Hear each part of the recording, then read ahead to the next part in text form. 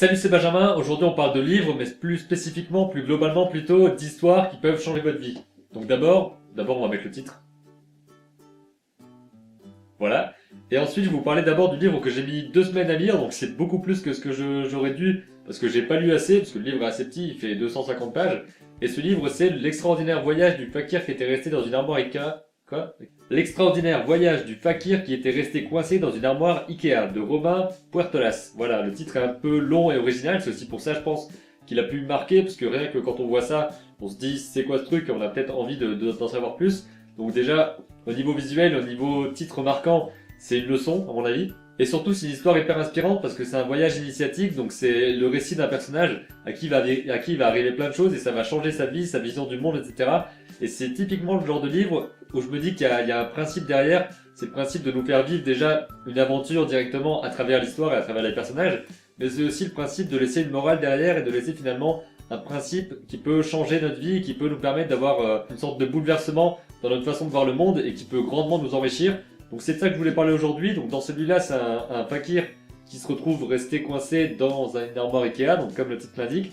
Et à travers tout son voyage et tout son périple, il va traverser différents pays, il va rencontrer différentes personnes, et il va se passer plein de choses. Et c'est hyper inspirant comme histoire parce que je pense qu'il y a beaucoup de liens aussi avec le parcours peut-être d'un créatif, de quelqu'un qui va essayer de créer des choses et de raconter ses propres histoires, de transmettre son message et sa vision du monde à quelqu'un d'autre. Donc comme j'essaie de le faire et comme vous le faites aussi certainement avec vos propres créations.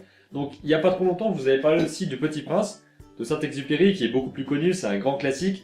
Et avec cette histoire-là, je m'étais dit qu'il y avait vraiment des histoires qui permettaient de faire rêver déjà et d'avoir aussi différents sens selon le moment où on les lit. Si on les lit petits, si on les lit une fois qu'on est plus âgé et qu'on connaît plus de choses sur notre vie, qu'on a plus conscience peut-être de ce qu'on a envie de faire, de ce qu'on a envie de partager, qu'on a vécu plus de choses, que ce soit des choses mauvaises comme des choses bonnes, même s'il n'y a pas vraiment de bon ou de mauvais. Disons plutôt qu'on a vécu plus de choses et qu'on a plus d'expérience dans notre vie et on y voit à chaque fois des messages différents et c'est justement le genre d'histoire qui est assez complète pour parler à tout le monde, qui est universelle et qui arrive à transmettre des messages et des valeurs à travers cette histoire-là. Et si je vous fais cette vidéo aujourd'hui, c'est justement pour vous parler des histoires qui vous ont marqué et je me suis posé un petit peu pour réfléchir aux histoires qui m'ont marqué, aux histoires qui ont peut-être changé complètement la personne que je suis, enfin que j'étais et qui m'ont permis peut-être de construire ma personnalité, ma façon de voir les choses. Et je me suis rendu compte que c'était assez compliqué de savoir qu'est-ce qui nous avait vraiment forgé, que ce soit en termes d'histoire, dans les livres, dans les films, les musiques qu'on écoute, ce qu'on vit autour de nous, notre entourage, etc.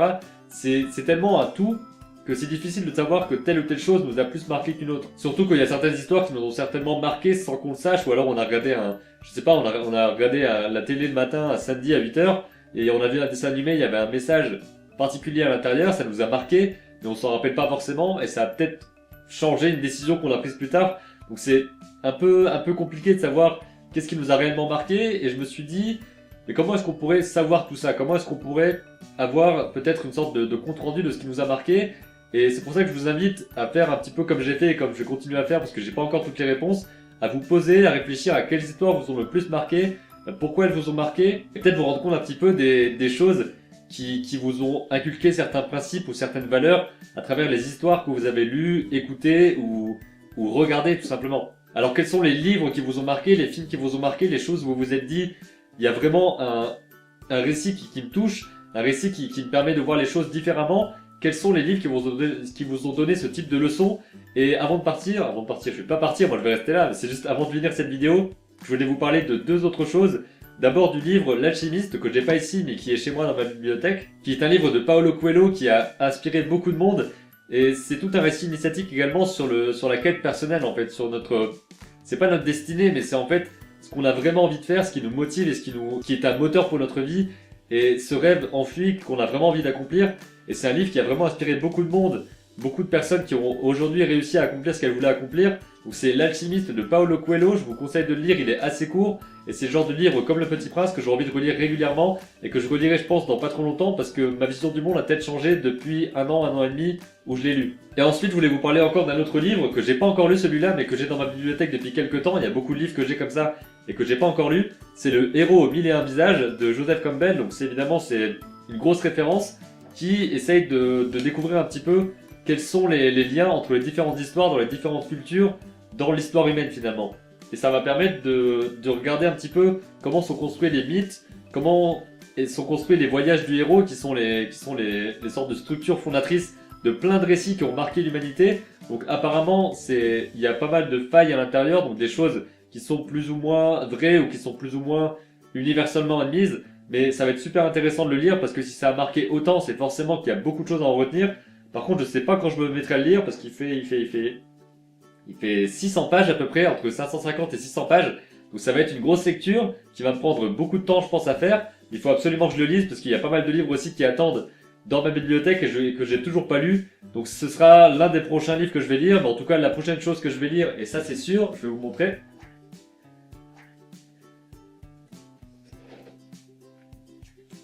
C'est Blast, la série de Manu Larsenet. Donc c'est une série de bande dessinée qui est assez magnifique à voir. Je vous en parlerai certainement quand j'aurai lu les 4 volumes.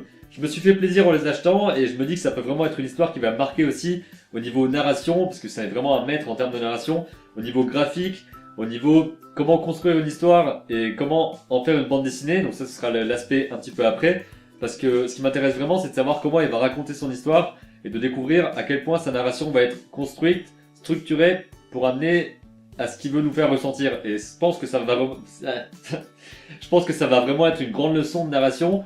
Alors je vais les lire prochainement et je vous en parlerai dans une prochaine vidéo. Alors dans les commentaires, dites-moi quelles sont les histoires qui vous ont le plus marqué. Quand je dis les histoires, c'est les films, les livres, même dans les musiques, etc. Peu importe, les histoires qui vous ont marqué et où vous pensez qu'elles vous ont appris quelque chose et qu'elles vous ont changé au niveau de votre point de vue, au niveau tout simplement de qui vous êtes et de ce que vous voulez faire par exemple. Alors partagez ces livres, ces histoires, ces films inspirants dans les commentaires en mettant des titres, des liens vers ce qui vous intéresse et ce qui vous a inspiré. Ça m'intéressera beaucoup de les lire et je pense que ça peut aussi aider les autres personnes qui vont regarder la vidéo de savoir un petit peu ce qui vous a le plus inspiré et ce qui vous a marqué. Et surtout, mettez aussi un petit témoignage de pourquoi ça vous a autant marqué.